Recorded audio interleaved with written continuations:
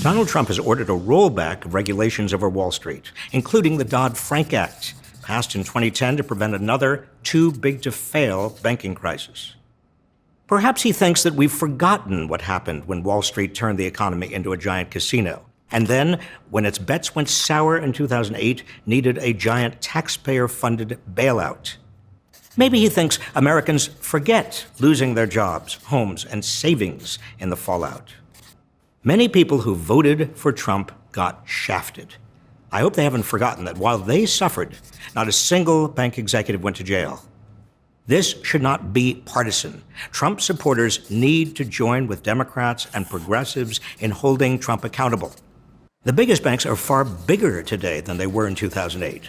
Then, the 5 largest had 25% of U.S. banking assets. Today, they have 44%. If they were too big to fail then, they're too big, period, now. Getting rid of Dodd-Frank triples the odds of another financial crisis.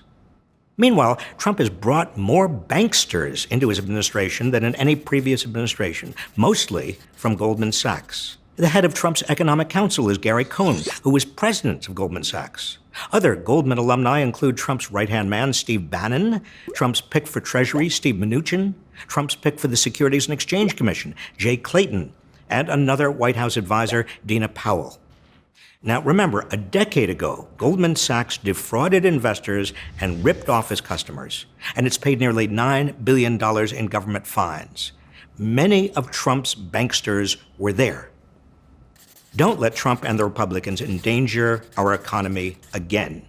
Let's not make the same mistake twice.